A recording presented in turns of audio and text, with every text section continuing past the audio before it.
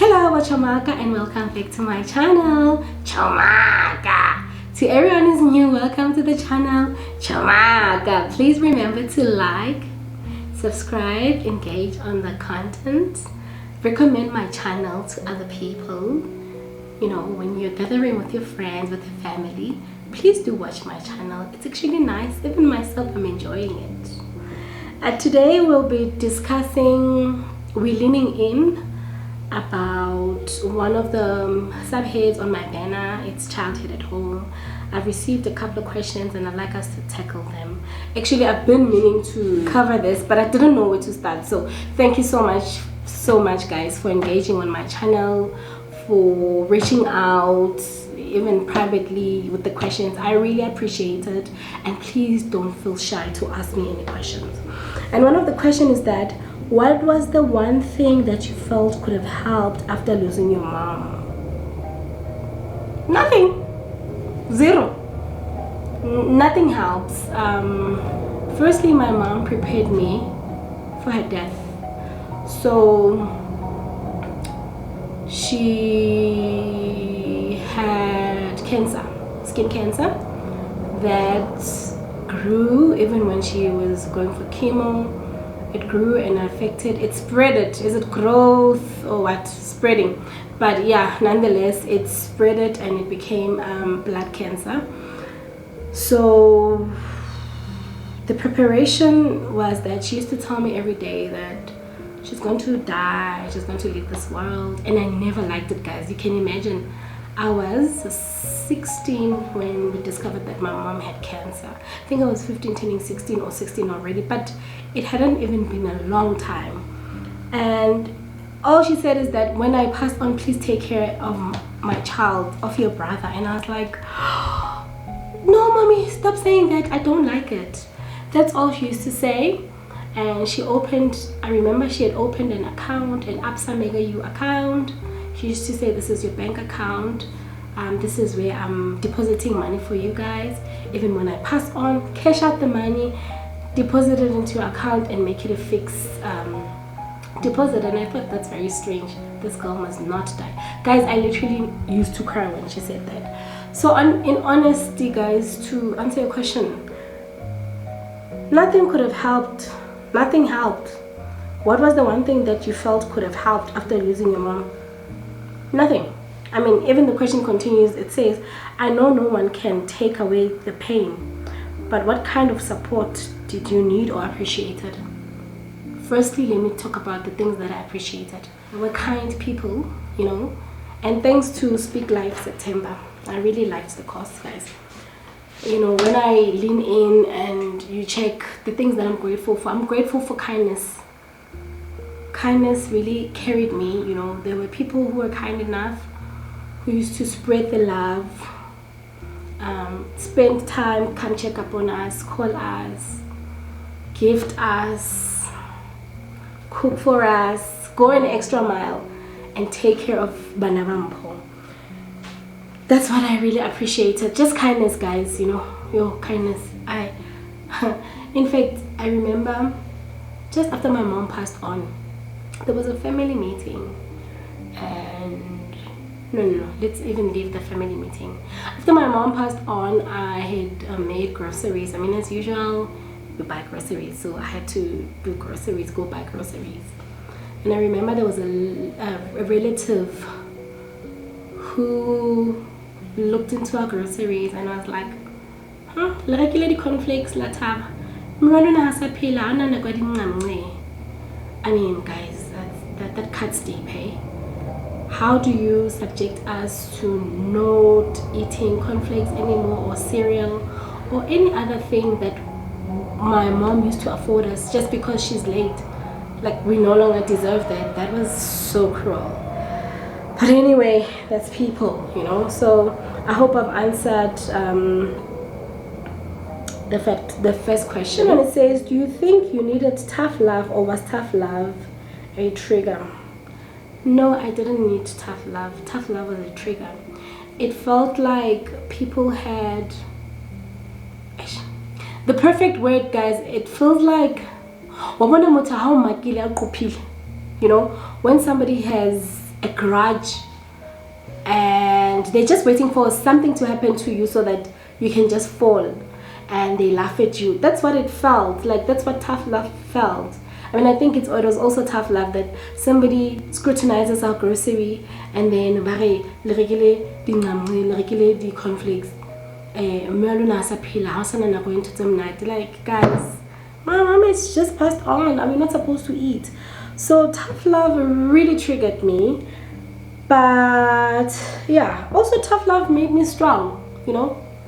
Those things used to give me sleepless nights. I would sleep on a broken heart. I would just isolate from the world and come back, try to connect with those people. They're still the same, you know.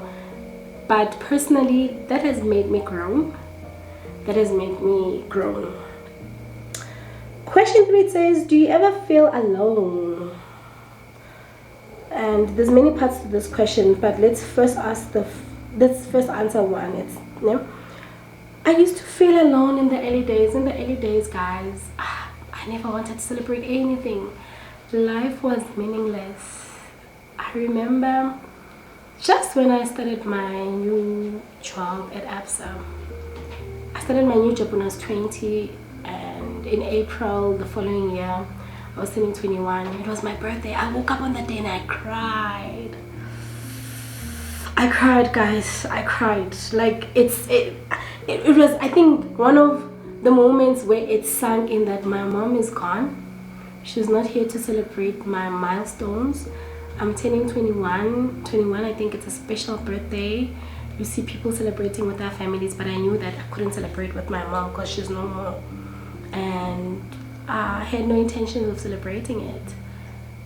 And my dear former colleagues, guys, I was blessed. They had a whole birthday party planned for me, and sure, that triggered everything that I felt the moment that the morning when I woke up on my birthday.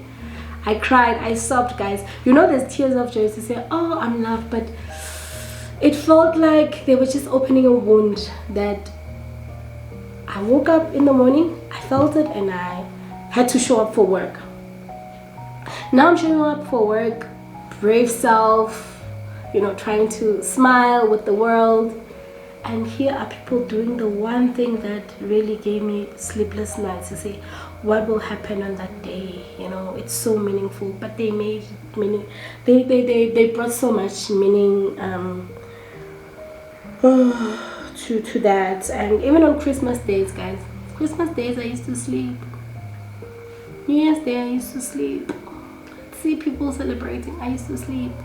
I mean, I love cooking, but I would not even cook. And my brother loves his food. Like, he would eat a sandwich or anything. Yeah, so there were days I used to feel alone. And not that people were not there. People were there. People were inviting me. But I think it's just that phase of just allow me to be, you know. And yeah, so there's a couple of Christmases that I spent alone. Birthdays I tried to run away from the world. New Year's Day, New Year's Eve. Yeah, so yeah. What makes one feel not supported after losing a mother? Yeah, a lot makes you feel not supported, because sometimes the reasoning behind, you know, I want to think that the rationale behind people's reasoning at times, it's simply because you don't have a mother. It's not because you don't need something, you know. I think so. We melabatu, and not even in a bad way. People are financially burdened. People are emotionally burdened. So who's gonna carry you besides your mom? No one will carry you like she carried you. This is question number 4. This is a separate question. That was number 3. It had an A and B. This is number 4, and it reads that do you ever feel like you are did you ever feel like you abused support? Yes, there were times I felt like I've abused support. I was a child. I needed the help that I used to ask for. But like I said earlier on, whoever who was helping at that time, they're biologically related to me, even if they are related to me, but they're not my biological mother. So the love, it's not like a mother's love where it's unending, you know. Like every mother loves their child, even if your child could be a druggie or anything. Like you love them with their imperfections, and you nurture them, and you protect them, you pray for them, you provide for them, you support them in all ways. But I mean, imagine somebody carrying children that are not theirs. It comes with limitations, and it's life, like nothing personal. And the other question, it says, if that does happen, I think it's abusing support, meaning you're so overwhelmed that no amount of support was enough. Yeah, it's overwhelming, guys, because it can be overwhelming. It can be overwhelming because, you know, I think wherever I'm sitting, I just think it's the last time I'm bothering someone.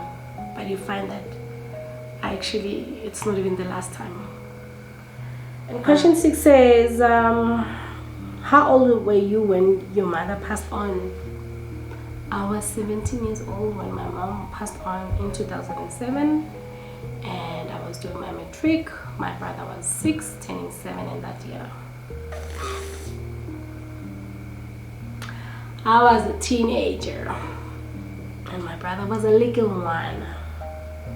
How did you maneuver school, securing a job, parenting, and being a young girl? That one was a lot. Firstly, with securing a job, guys, I was this teenager that, so in my heart of hearts, it was, I don't want to be separated from my brother, number one. Number two, I'm here to grab each and every opportunity that's available so that I can provide for my brother. So trust me, I was hungry for each and every opportunity that presented itself. I worked at Edgar's as a beauty consultant. I worked at Merchants, MVBU, Merchants Vodacom Business Unit, call center agent. I had shady jobs somewhere where they didn't pay us. Yeah, and I landed a good job at ABSA in 2010.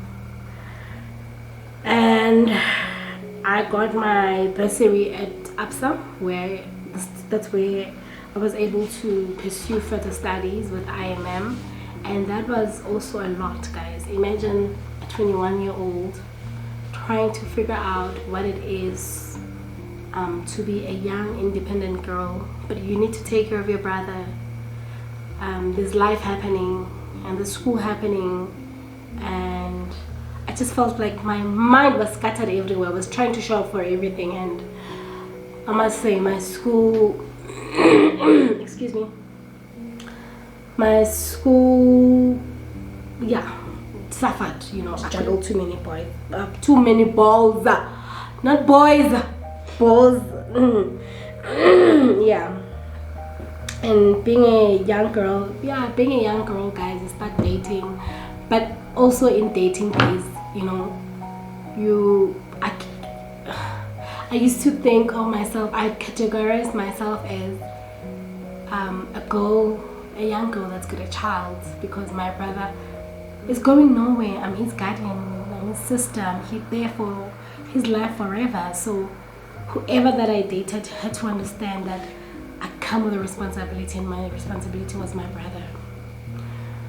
And maybe in the next chapter we'll talk in depth about that. Excuse me. There's decisions that I did that, if I were to advise someone in my shoes, I'd say don't stay with boys at your mother's house. Do not. It's the biggest mistake I ever did, but we live and learn. And I think I did that because for me it was convenient, unlike for me to go visit somebody. And it doesn't matter what the reason is. The answer is do not. Those people, they come bearing nothing and they want to set rules at your house. Like, hello. Is there something you could change if any chance was given? Absolutely not. The only thing I could change is to have our mother and see us grow. But having to raise my brother, lead our household, raise each other, because it's not just me raising my brother is raising me too, I think it came with a lot of beautiful memories and advantages that that helped me to grow. And he's a grown man too. That's why even today we're able to live in 2 separate houses. I'm at my house, my brother's still at home, and the house is going well, it's running well, so yeah, we grew. That's it, Bochamaga. Thank you so much for watching. See you on my next vlog or something, but see you on the screens. I'll bring you something. And also don't feel free to ask questions either on YouTube or on my Instagram. My Instagram handle is gegeto_parkway. On Facebook I'm Gegeto Parkway. Yeah guys, thank you so much for watching. Take care. Bochamaga.